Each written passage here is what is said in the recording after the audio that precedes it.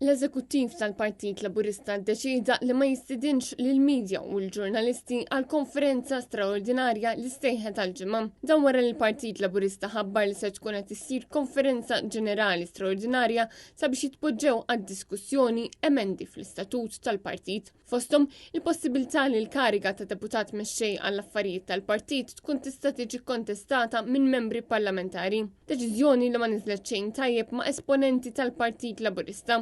Fosthom l-ex MP Josien Kutajer li ħarġet kontra dan il-pjan tal-Labor kif qalet li ma jagħmilx sens li wieħed iservi għal deputat mexxej fl-istess waqt li jkun deputat. Dan kollu seħ wara li l-ewwel Jason Mikallef ikkonferma li se jkontesta għal Deputy Leader Laburista u ftit jiem wara ħabbar li se jkun qed iwarrab mit-tellieqa biex jimponu lil Alex Aġus Saliba fuq Robert Abela. Il-possibilità ta' tibdil fl-istitut tkun imposta fuq Robert Abela mill-klikka ta' Joseph Muscat biex jimbutta lill-MP Laburista Alex Aġus Saliba. Deċiżjoni oħra li ma niżlet xejn tajjeb ma' uħud mill-membri tal-kabinett. U għalhekk ma kienx sorpriża li l-medja ma kienx mistiedna għal din il-konferenza straordinarja e kif mistenni konflitt kbir bejn il-klikka ta' Joseph Muscat u l-klikka ta' Robert Abela. U bekk dan ma joħroġ fil-beraħ. Kien propju Robert Abela li fl-2020 iddeċida li ma jħallix membri parlamentari jikkontestaw għall-irwol ta' deputat mexxej għall-affarijiet tal-partit.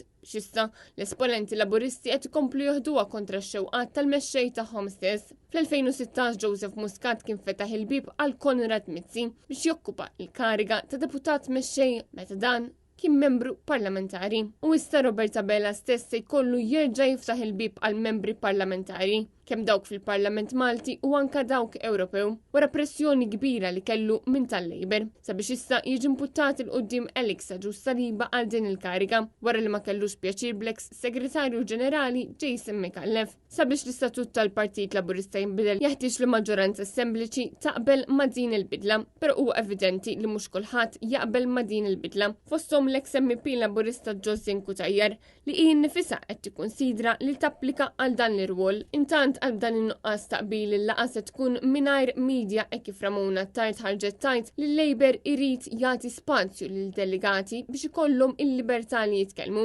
Deċiżjoni li hi l-ewwel tat-tip tagħha e kif il-Konferenza Ġenerali tal-Partiti Politiċi dejjem kienu bil-miftuħ għall-medja sabiex kull persuna tkun tista' segwi pass pass dak kollu li jkun qed isir. Fil-fatt il-Partit Nazzjonalista saħansitra ixandar il-Konferenzi Ġenerali annwali sabiex ikun trasparenti. Bil-Labor jażel li din id-darba jimxi mod ieħor, probabbilment minħabba id-diskwit kbir li hemm fil-qalba tal-Partit Laburista biex bekk dan id-diskwit ma joħroġ fil-beraħ.